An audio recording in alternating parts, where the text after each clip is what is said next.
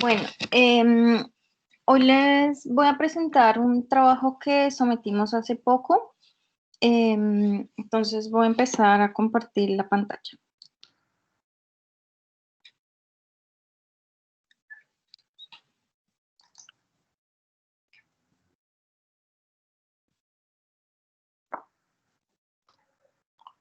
¿Están viendo mi pantalla? Sí, Sí, claro. Bueno, entonces el título es el título del artículo que enviamos. Este es un trabajo que realizamos junto a mi supervisora, María Eugenia, y dos profesores de la Universidad de Lafayette en Luisiana. El profesor Kerford, que es, digamos, él es especialista en métodos numéricos y optimización intervalo evaluada. Y la profesora Heidi Gulbudak, ella trabaja sobre todo modelación de varios tipos. Bueno, entonces les voy a presentar como una breve introducción, el objetivo. Ya. Yo no me leo hoy. ¿No me escuchas?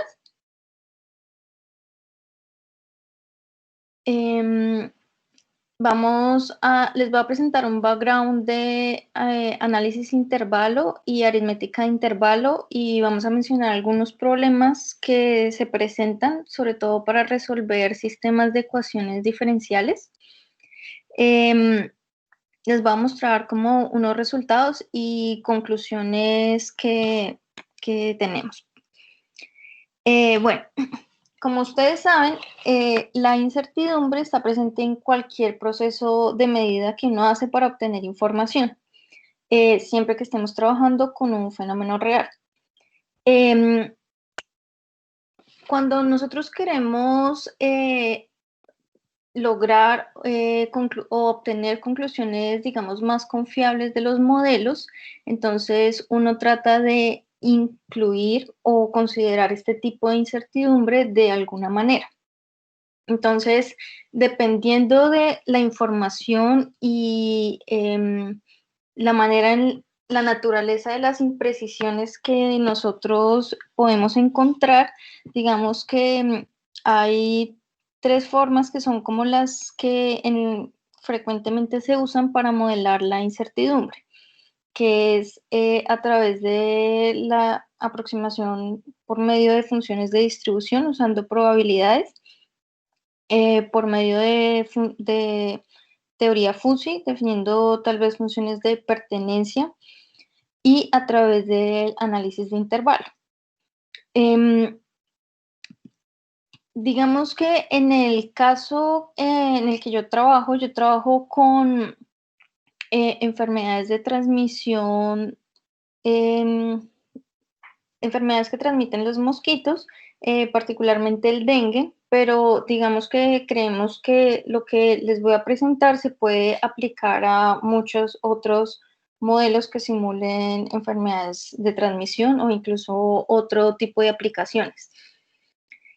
Nosotros tenemos, digamos, una imposibilidad de medir algunos parámetros que son relevantes para determinar la transmisión de la enfermedad. Parámetros como los tamaños de las poblaciones del mosquito o la tasa de recuperación en humanos, digamos que nunca se pueden medir de manera exacta ni precisa. De acuerdo al tipo de información que nosotros tenemos, nosotros trabajamos con la Universidad de Antioquia y ellos llevan a cabo experimentos con poblaciones del vector, y digamos que esta información nos permite definir los rangos de parámetros de desarrollo del mosquito.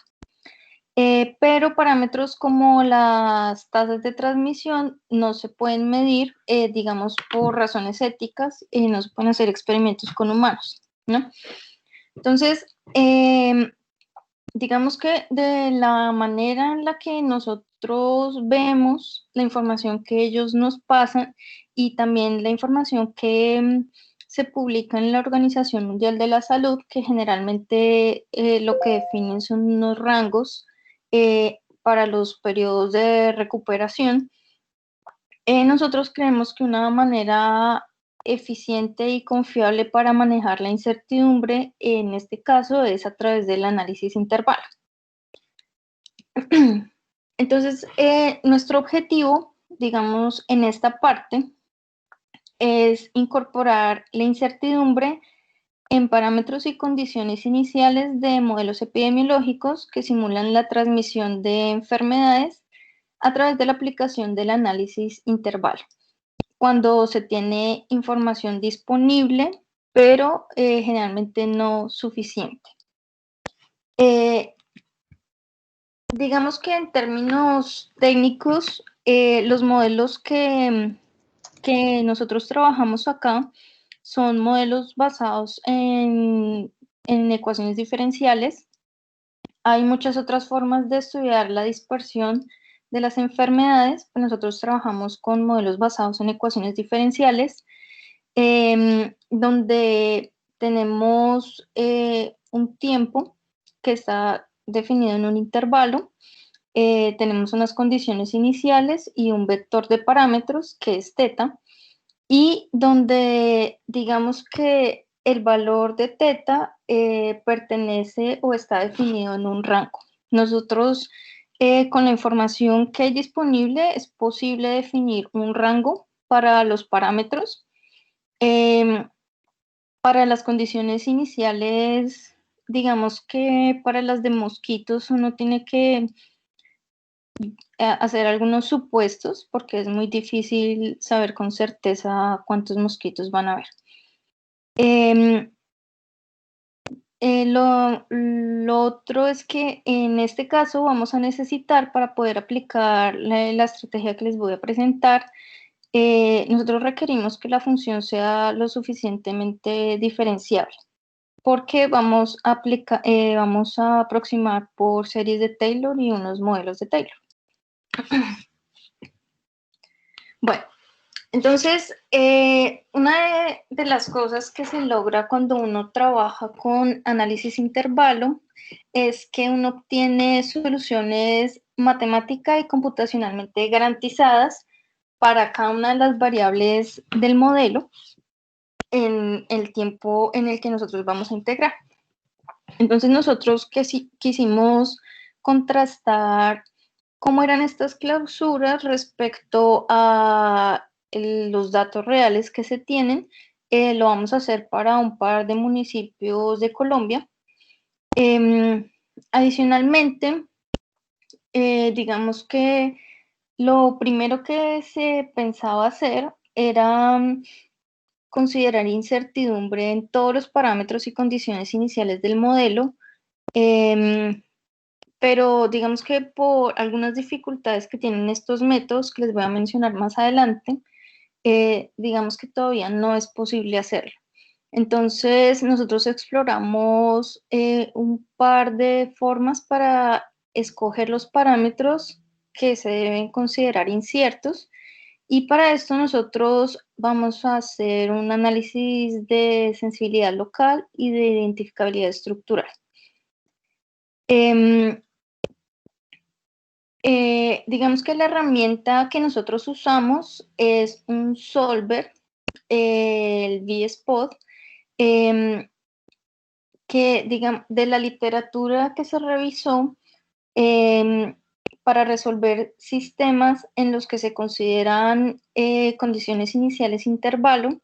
Digamos que en principio hay muchos, pero no habían muchos con los que se pudiera resolver cuando uno considera parámetros intervalo, ¿sí? Además, digamos que este se ha usado en modelos de bajas dimensiones, entonces digamos que era como un buen punto de inicio. Finalmente les voy a mostrar cómo funciona la metodología con un modelo de 7 variables y 9 parámetros que simula la transmisión del dengue. Entonces vamos a empezar con un poquito de background acerca del análisis intervalo. El análisis intervalo, digamos que como lo conocemos actualmente, fue formalizado por Ramón Moore alrededor de 1960. Igual la idea de acotar creo que siempre ha estado presente en las matemáticas, pero digamos que él definió y teorizó todo como se conoce hoy en día. El análisis intervalo se trabaja sobre el conjunto I, que es el conjunto de los intervalos reales, y a ese conjunto nosotros le podemos definir las operaciones aritméticas, pero digamos que cuando hacemos división, pues hay que tener en cuenta que en el intervalo Y no puede pertenecer el 0. Aquí estamos considerando, digamos que las operaciones clásicas. Hay otras extensiones, sobre todo para la resta. Esta estructura algebraica, así como está, no tiene ni inversos aditivos ni inversos multiplicativos, es decir, no tiene tanta estructura como los reales. Pero además,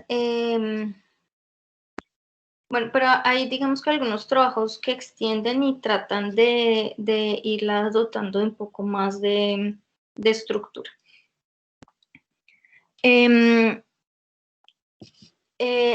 Otra parte que es importante es que cuando nosotros hablamos de una función intervalo evaluada, esta generalmente se define como una extensión de una función real.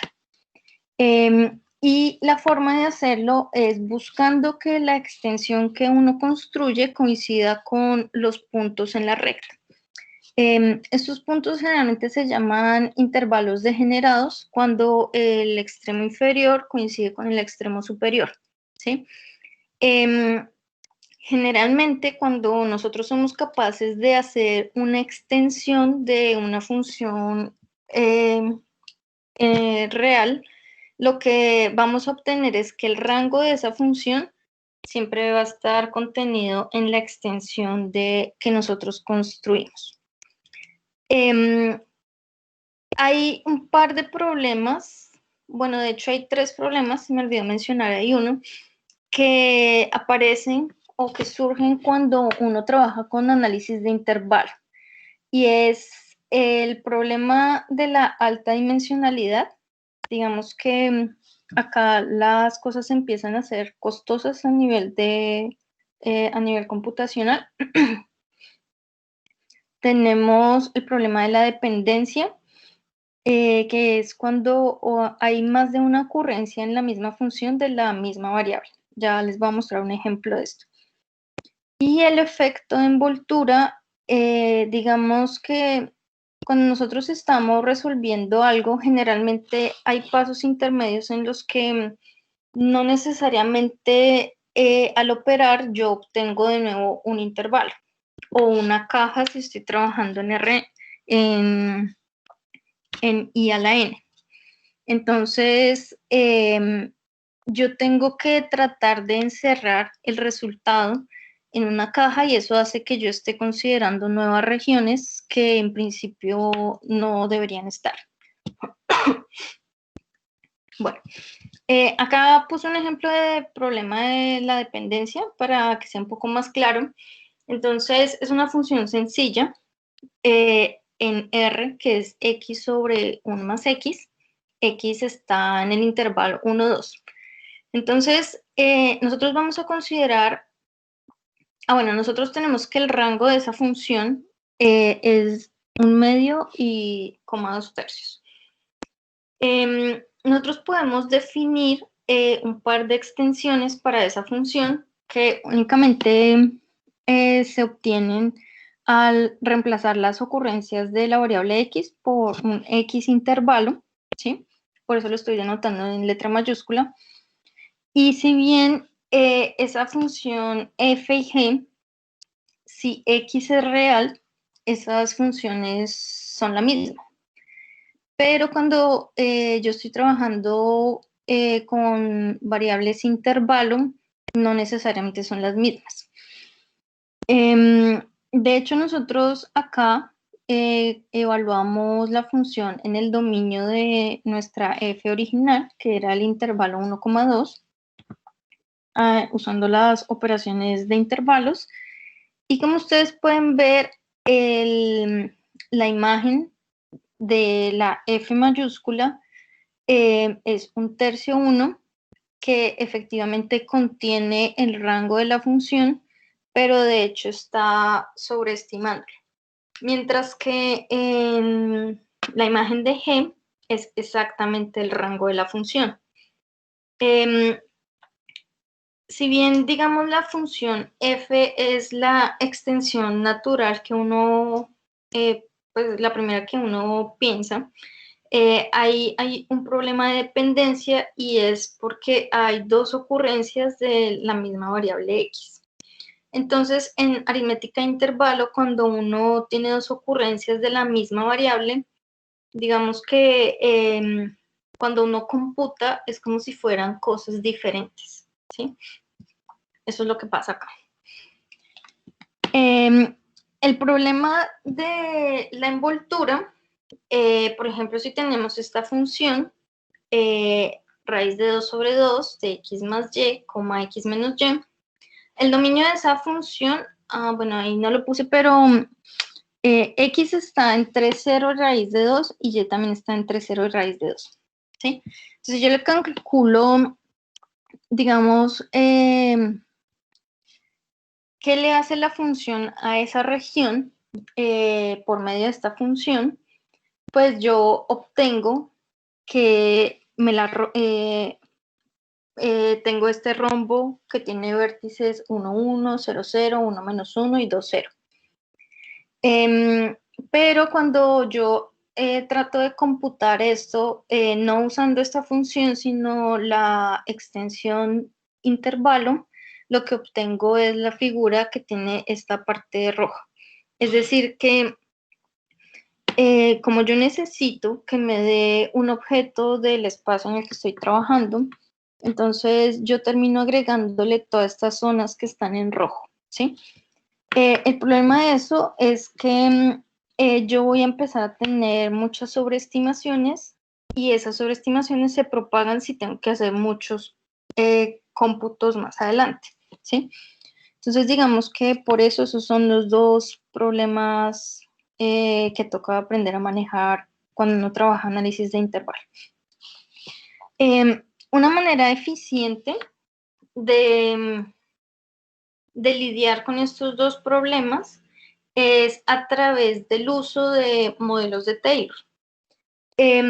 Los modelos de Taylor, digamos que básicamente lo que hacen es tratar de expresar las funciones como un polinomio más un residuo, ¿sí? Y ese residuo después se trata de acotar o de encerrar en alguna caja. Generalmente el polinomio, pues, lo usual es que se aproxime usando series de Taylor, pero digamos que los señores que propusieron esto, que son McKinnon y Bertz, ellos de hecho también proponen cómo manipular, cómo operar modelos de Taylor entre sí, ¿sí? Y esto, digamos, que ha demostrado ser una manera bastante eficiente para reducir el problema de la dependencia y también el problema del efecto de envoltura. Bueno, ahora, con estas herramientas que les mencioné, la idea es tratar de resolver nuestro sistema de ecuaciones. Nosotros vamos a usar el método que fue propuesto en Lin en 2007. el cual fue implementado en el VS-POS. Generalmente, cuando uno va a resolver sistemas de ecuaciones, lo primero que va a hacer es dividir el tiempo de integración, ¿sí? Y vamos a denotar la solución de esta manera. Bueno, acá la anotación es un poquito engorrosa porque yo voy a ir computando las soluciones en cada cajita. Entonces, digamos que generalmente estos algoritmos trabajan como en dos fases. La primera fase es tratar de encontrar una solución en alguna de los intervalos de integración, ¿sí? Como ya les mostré, incluso cuando yo encuentre la solución, puede que no necesariamente eso me dé un elemento del espacio en el que yo estoy trabajando, entonces lo debo encerrar. Entonces, lo que yo quiero es que cuando lo encierre, la sobreestimación que voy a tener sea lo menos, la voy a tratar de reducir lo más que se pueda.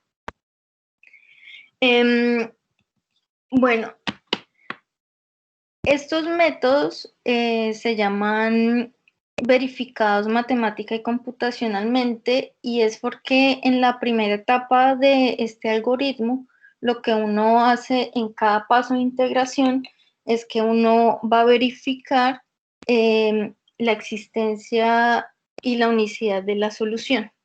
Y eso se hace usando el operador Picard-Lindelof, que de hecho la prueba del teorema es muy parecida cuando uno prueba que el teorema de existencia y unicidad en ecuaciones diferenciales normales sin intervalo. Se siguen los mismos pasos. Uno expresa la solución en el operador de Picard como una ecuación integral y construye la sucesión. O sea, la idea es la misma. Digamos que después de que uno verifica que efectivamente la solución existe y es única, para computar la clausura se pueden usar métodos que consideran series de Taylor de un orden superior. Digamos que en los problemas que uno trabaja en general, cuando son no lineales de ecuaciones diferenciales, difícilmente uno va a poder encontrar una solución de manera analítica. Entonces, las soluciones aquí generalmente se obtienen a través de métodos numéricos.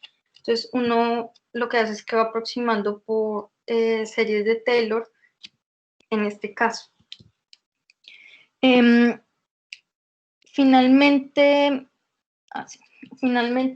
después de esto, uno, para reducir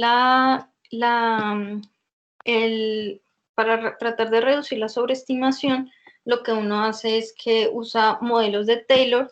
Digamos que como en este caso se permite que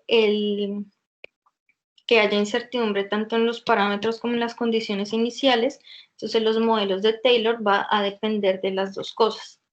Digamos que ese es como el plus grande de esta herramienta, que no se tenía en otras hasta el momento en el que yo revisé.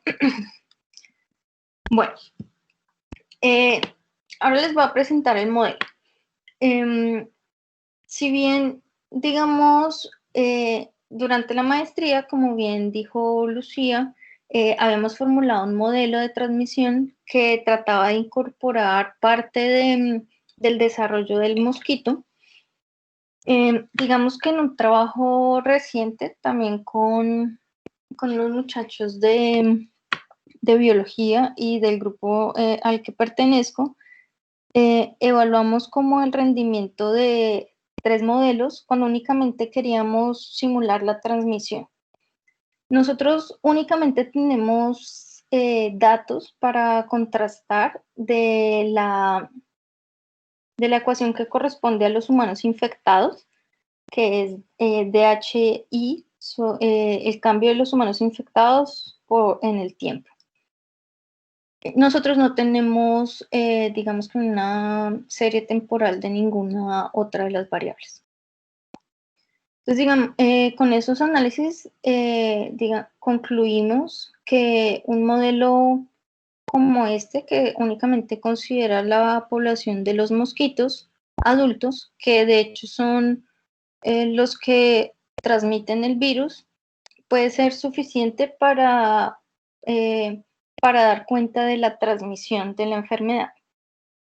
Si uno está interesado en evaluar otras cosas, de pronto estrategias de control en todas las etapas de desarrollo del mosquito, pues este modelo no sirve para eso. Tendríamos que incorporar otras ecuaciones, ¿sí? Entonces, en parte, la modelación depende de la pregunta que uno quiere contestar. Entonces, en este caso, estamos interesados únicamente en la transmisión y este modelo parece funcionar bien. Entonces, la población de los mosquitos crece a una tasa gamma. Beta M es la transmisión de los humanos a los mosquitos. Y este producto acá es como simula el contacto, digamos que un supuesto grande que tienen estos modelos y que puede no ser, este modelo me va a dar un promedio de lo que ocurre. Ese producto simula los contactos entre, en este caso, en la primera ecuación, entre los mosquitos susceptibles y los humanos infectados. Tenemos una ecuación que simula el tiempo en el que se demora el mosquito en estar infectado y volverse infeccioso, que es lo que se llama el periodo de incubación extrínseco. Entonces, ese estado lo llamamos estado de expuestos, por eso tiene una E, y también hay una para los humanos. También los humanos se recuperan, por eso tenemos una ecuación de recuperados. Los mosquitos permanecen infectados por el resto de la vida. Bueno, entonces este sistema de ecuaciones, como ya les dije antes, tiene 7 variables, tiene 9 parámetros. Hay parámetros que se pueden fijar, como es la mortalidad de H, MUH, que simula la mortalidad en los humanos. Generalmente las epidemias no duran mucho tiempo, entonces la población humana realmente no cambia significativamente. Entonces, ese es un parámetro que se fija con base en la información que uno tiene del daño. Para los otros parámetros, excepto para las tasas de transmisión, la Organización Mundial de la Salud define unos rangos en términos de los días que se demora el mosquito en pasar de expuesto a infectado, lo mismo para el humano, y adicionalmente cuánto puede estar recuperado, cuánto se demora en recuperarse. Para estos, bueno, yo supongo que con esto de la epidemia del COVID, ustedes habrán oído hablar del número reproductivo básico. ¿Cómo se define el número reproductivo básico? Es el número de casos que se esperan, o de hecho es en promedio, que una infección produce por un caso típico infectado cuando toda la población es susceptible. Ahora, para calcular el R0 hay muchas estrategias. Y el problema acá es que las diferentes estrategias no coinciden entre sí. Entonces, y hay unas que dependiendo de la complejidad del modelo, de hecho pueden ser, no son viables para calcular. Aquí nosotros usamos la aplicación de la matriz de la siguiente generación, que digamos es la que generalmente se aplica a modelos de alta dimensión, porque el cálculo depende del cómputo de un par de matrices y y los valores propios. El problema con este approach es que me da un promedio geométrico entre los infectados en cada subpoblación. Es decir, el valor que yo obtengo cuando calculo el R0 con este approach es el promedio entre los mosquitos que pueden resultar infectados y los humanos que pueden resultar infectados, ¿sí? Entonces hay que tener cuidado cuando uno interpreta eso.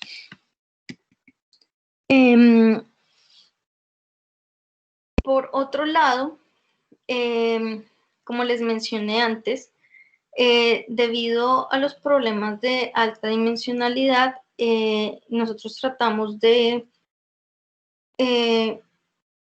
revisar qué análisis se podían aplicar para poder determinar cuáles parámetros debían ser considerados inciertos y cuáles no.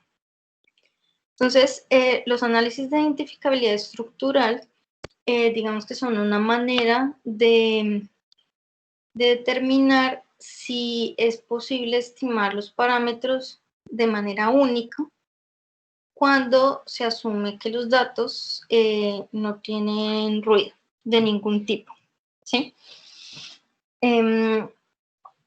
Eso formalmente quiere decir que yo no puedo encontrar dos vectores de parámetros que me produzcan la misma salida.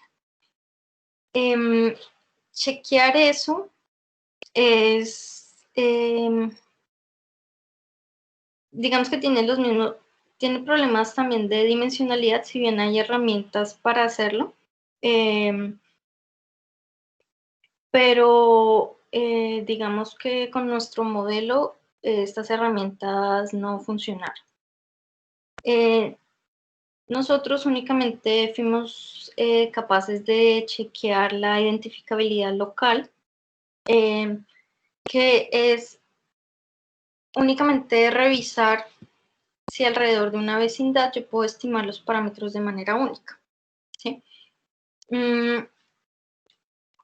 La forma en la que se hizo este análisis fue a través de la aplicación del... Bueno, uno define la matriz la matriz jacobiana, que también se llama la matriz de identificabilidad, ¿sí? Se inicializa de manera random y se trata de ir chequeando si se puede calcular la inversa. Entonces uno también va a usar el teorema del valor, el teorema de la función inversa, si no estoy mal. Esto lo que me va a dar es como los parámetros que yo puedo estimar de manera única, suponiendo que tengo ciertos datos. Y de hecho también me dice cuáles no son identificables con los datos que tengo. Bueno, finalmente nosotros para este estudio consideramos dos ciudades o municipios de Colombia. Uno es Itagüí. Para Itagüí consideramos un brote que ocurrió en el año 2016, que duró 60 semanas. Y para Neiva consideramos también un brote que ocurrió en el año 2016, pero que solo duró 24 semanas. Nosotros para el modelo, como les mencioné antes, calculamos el número reproductivo básico, pero además al número reproductivo básico nosotros le calculamos la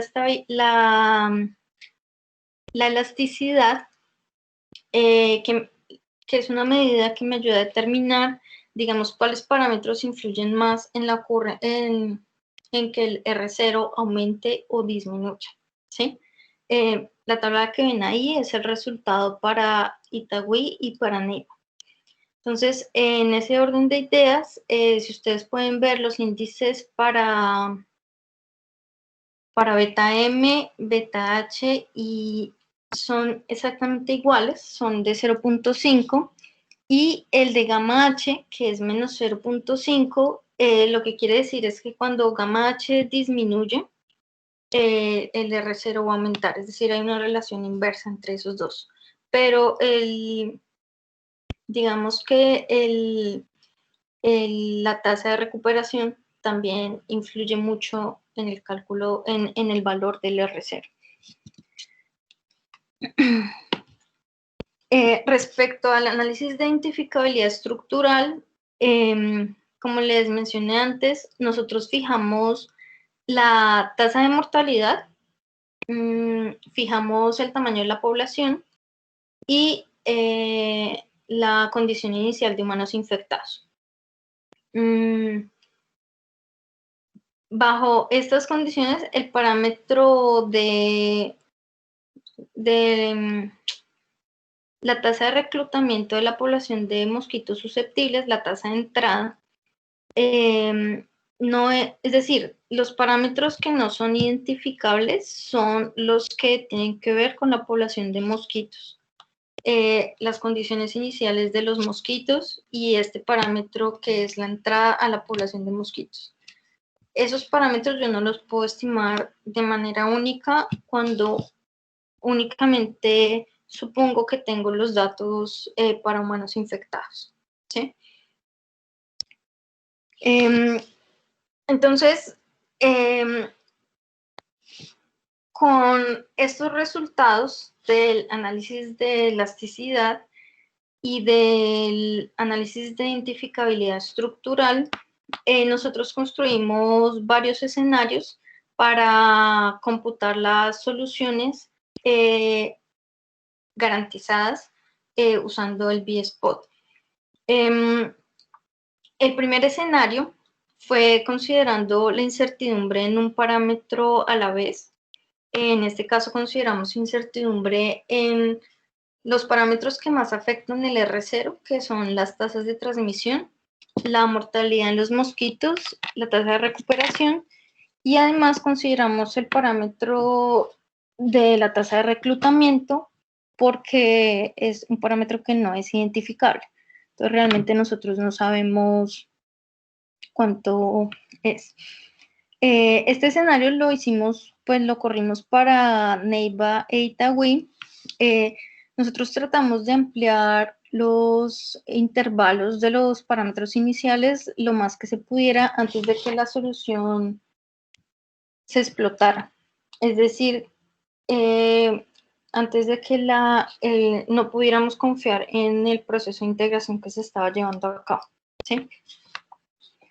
Entonces, estas son, digamos que las soluciones que, bueno, acá únicamente, como queríamos contrastar con los datos, entonces únicamente tenemos la salida de los humanos infectados.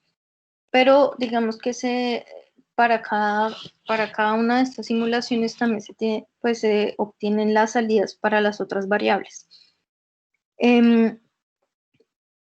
Acá no, en principio no hicimos un trabajo de ajuste, ese es como la segunda parte del trabajo, pero sí queríamos usar parámetros que de cierta manera reflejaran el comportamiento de los datos, ¿sí?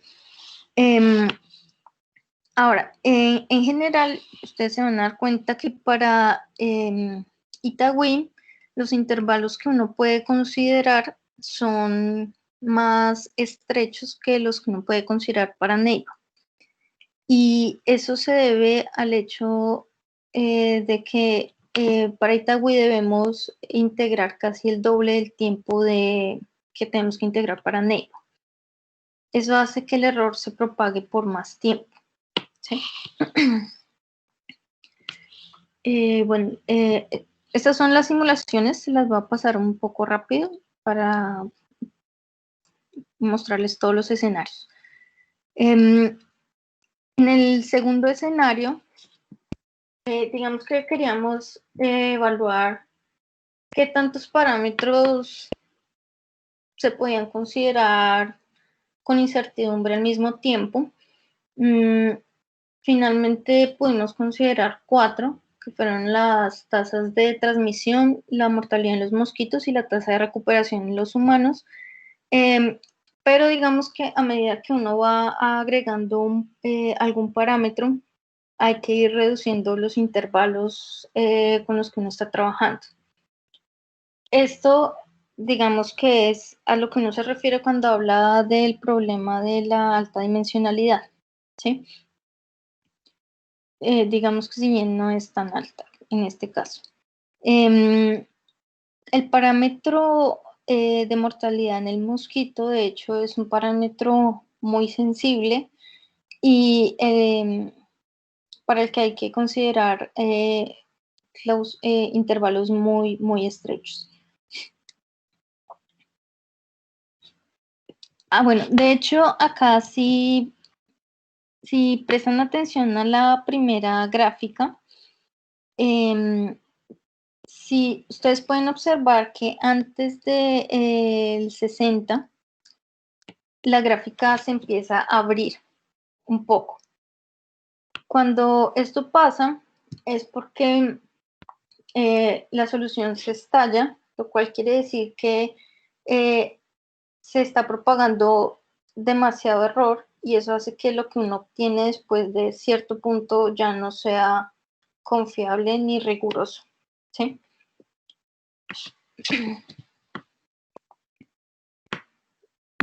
Bueno. El tercer escenario fue únicamente evaluar las condiciones iniciales. Consideramos las condiciones iniciales de los humanos debido a que, de acuerdo con la Organización Mundial de la Salud, el número de casos reportados no refleja la realidad. Entonces, siempre hay como un subreporte que puede llegar hasta el 75%. Entonces, queríamos ver cuál era el peor escenario si realmente esto fuera lo que pasara, ¿no? Acá ustedes van a ver que se pueden considerar clausuras más anchas en general. De hecho, el problema grande es trabajar con parámetros en estas situaciones y también, digamos, algo que no mencioné es que cuando uno va a trabajar con este tipo de herramientas, hay que tratar de reescribir las ecuaciones de manera que se pueda evitar el problema de la dependencia, ¿sí? El último escenario,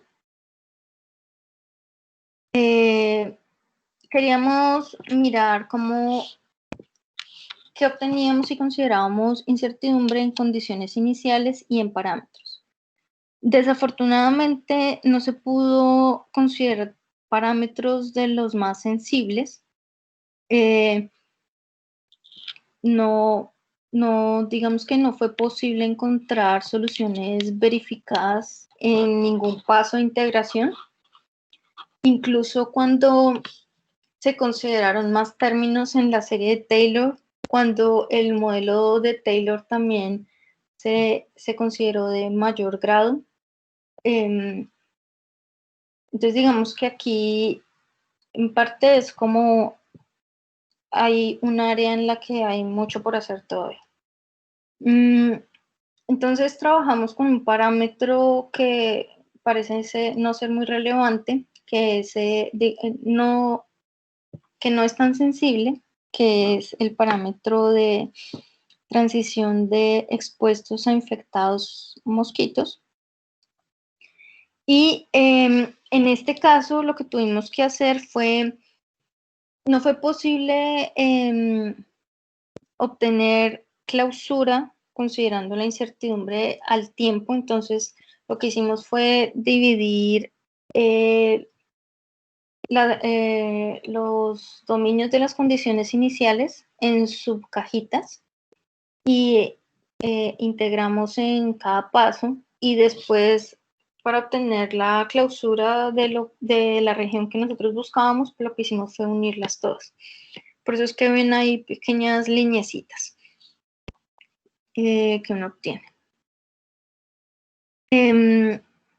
Bueno, ya para concluir, pues nosotros digamos que propusimos una metodología para considerar incertidumbre a través del análisis intervalo. Además, digamos que propusimos una metodología para poder seleccionar los parámetros, ya que no se pueden considerar todos al tiempo, ¿sí? Entonces propusimos usar tanto el análisis de sensibilidad como el análisis de identificabilidad estructural para poder identificar esos parámetros que efectivamente deben ser inciertos. Y ilustramos esto con un ejemplo, que es el caso del dengue, pero creemos que, digamos que la estrategia se puede aplicar a otras áreas del conocimiento. También como trabajo futuro, si bien digamos que acá se usaron técnicas sofisticadas para tratar de evitar la sobreestimación, digamos que hay un trabajo grande por hacer para poder mejorar como en la dimensionalidad en la que con la que uno puede trabajar en estos problemas. Y ya, y eso es todo. Gracias, Paola. Muchachos, ¿alguno tiene preguntas? Sí, buenos días. Buenos Hola, días. Paola. Te habla Jorge Agudelo. Hola, Jorge. Paola, mira, tengo dos preguntitas. La primera es respecto al principio que mencionabas que mencionaste tres metodologías para el análisis de incertidumbre, ¿cierto? El análisis de intervalo, que es el que tú trabajaste, fuzzy y análisis probabilístico. Sí. Yo quisiera entonces que me explicaran cuál es la ventaja de lo que tú hiciste respecto a las otras dos metodologías. ¿Por qué te enfocaste en esta? Sí, ¿cuáles son los pros y los contras? Digámoslo así. Bueno, digamos que primero nosotros consideramos fuertemente el tipo de información que teníamos, que generalmente nos lo daban en términos de rangos, de cierta manera, ¿sí? Como que las cosas pasan entre 3 y 5 días o cosas así, ¿sí? Eso es lo primero.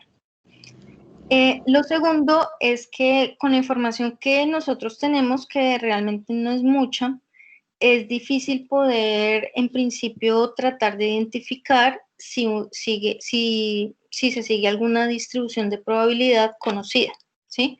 Dito una distribución normal o una logarítmica o, bueno, ¿sí? Entonces, como no queríamos hacer suposiciones acerca de eso, entonces el análisis de intervalo te permite trabajar como con lo que tienes sin asumir cosas, ¿sí? Y creo que el problema bueno, la parte fuzzy yo leí un poco y digamos que ahí habría que definir unas funciones de pertenencia.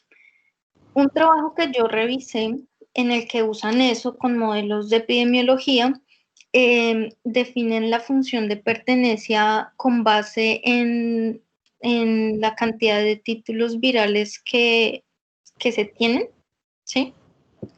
Y digamos que en cierta manera nosotros tampoco tenemos eso, ¿sí? Entonces digamos que como por tratar de no meter muchas suposiciones que realmente no podemos verificar, tratamos de llevarlo de esta manera. Ahora, hay trabajos en los que se puede trabajar algunos parámetros con funciones de probabilidad y otros con intervalos, ¿sí? Y también hay de hecho hay un trabajo, creo que de modelos de psicología que trabaja las dos cosas en simultáneo. Ok. igual hay muchas ideas del análisis intervalo que provienen como de lo FUSE, ¿sí? Ya. Sí, te contesté. Sí, sí, está bien. Bueno, está muy bien. Y la otra Ok. pregunta que tengo es, según te entendí, tú estás resolviendo numéricamente un sistema de ecuaciones no lineal, ¿cierto? Sí. Ok.